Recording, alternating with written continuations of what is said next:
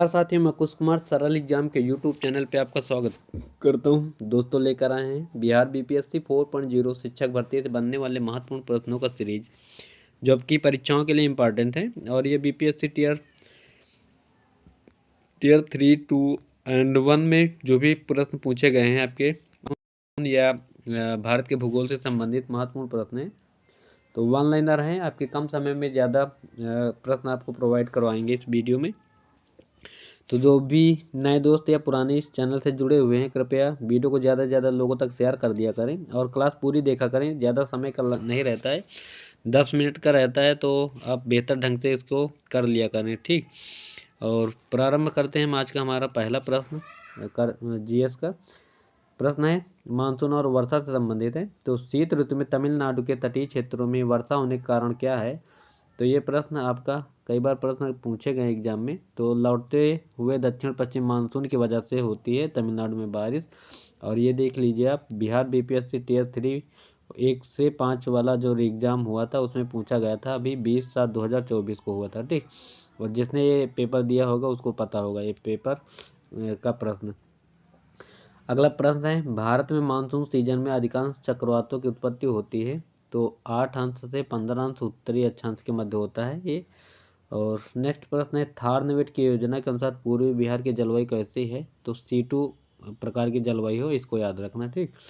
और भारत में शीतकाल में सर्वाधिक वर्षा प्राप्त करने वाले स्थान कौन से हैं? तो कोरोमंडल तट है ये आपका। यहाँ पे सबसे ज़्यादा ठंडी के ऋतु में बारिश होती है, अक्टूबर नवंबर में। और अगला प्रश्न है, उत्तर पश्चिमी भारत में शीत ऋतु वर्षा का प्रमुख स्रोत क्या है? तो पश्चिमी विक्षोभ के कारण शीत ऋतु में यहाँ पे बारिश होती है और इसे महावट नाम से कहते हैं या मावट नाम से जानते हैं। अगला प्रश्न है, दंडकारण्य में सर्वाधिक वर्षा होती है। तो ग्रीष्मकालीन चक्रवात में यहाँ पे होती है, यानी गर्मी के सीजन में यहाँ पे दंडकारण्य क्षेत्र यानी जंगली एरिया जो है छत्तीसगढ़ वगैरह में बारिश होती है गर्मी में। और कोपेन के जलवायु वर्गीकरण के अनुसार उत्तर बिहार की जलवायु प्रदर्शित की जाती है। तो इसको भी याद रखना, ये CWG के नाम से जाना जाता है इसको। और अमृतसर एवं शिमला लगभग एक ही अक्षांश पर स्थित है, परंतु उनकी जलवायु में भिन्नता का कारण क्या है? तो उनकी ऊंचाई में भिन्नता, यही वजह है इनकी जलवायु में भी बदलाव होता रहता है। अगला प्रश्न है, जाड़े के मौसम में बारिश मिलती है। तो जाड़े के समय में अभी हम बताए हैं, तो दक्षिण पश्चिम मानसून की वजह से तमिलनाडु में बारिश होती है। तो इसका राइट आंसर तमिलनाडु बनेगा। और अगला प्रश्न है, भारतीय मानसून मौसमी विस्थापन का कारण क्या है? तो स्थल एवं समुद्रों का विभेदी तापन होता है। इसका मेन वजह है जब ठंडी और गर्मी की वातावरण जो मिलेगा तो वहाँ पे बारिश होगी। और भारत में शक्तिशाली एल नीनो कारण है, तो ये सूखे का कारण होता है एल नीनो। और नेक्स्ट प्रश्न है, भारतीय मानसून का प्रारंभ होता है बंगाल की खाड़ी में एवं अवदाब के बनने से लगभग ये 5 जून को होता है, ठीक। और 5 जून को इधर केरल के क्षेत्रों में बारिश होना प्रारंभ हो जाता है, फिर पूरे भारत में फैल जाता है। अगला टॉपिक है, वन क्षेत्र से संबंधित है।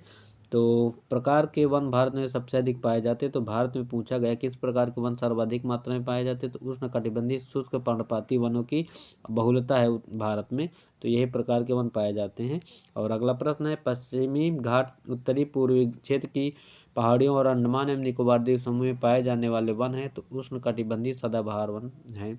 और अगला प्रश्न है, प्रतिशत अधिकतम वन क्षेत्र है। तो प्रतिशत की मात्रा में अगर पूछा जाए तो सबसे ज़्यादा वन आपका मिजोरम में पड़ेगा। और ऐसे नॉर्मली पूछा जाए कि सबसे ज़्यादा वन कहाँ है, तो ये आपका मध्य प्रदेश में है।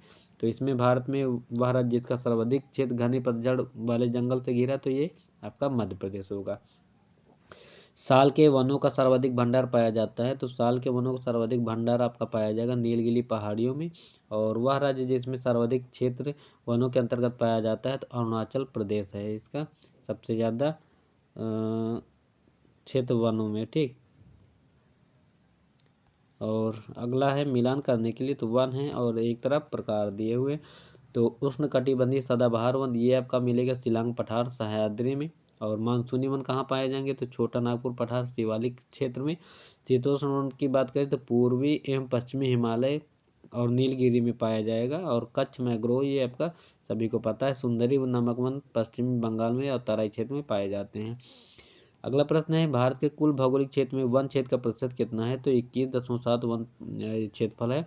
और 2021 की बात करें तो 24.62% है। और सुंदर वन क्षेत्र है तो सघन मैंग्रोव वन, ये पश्चिम बंगाल में है सुंदर वन। और अगला टॉपिक है वन क्षेत्र से संबंधित, तो इसमें कुछ महत्वपूर्ण प्रश्न है। तो गंगा डेल्टा के सदाबहार वन क्षेत्र को क्या कहा जाता है, सुंदर वन डेल्टा पश्चिम बंगाल में पाया जाएगा। और वनस्पतियों और जीवों की कमी का वैध कारण क्या है, तो बृहद पैमाने पर योजनाओं का विकास, कृषिगत फैलाव, चराई और जलाने की लकड़ी का एक भी कारण है। ठीक। और भारत में सर्वाधिक सागौन के जंगल पाए जाते हैं। सागौन कहाँ पाए जाते हैं, सबसे ज़्यादा मध्य प्रदेश में पाए जाते हैं। ये देखो बिहार बीपीएससी टियर 3 1.5 एग्जाम में ये सारे प्रश्न पूछे गए थे।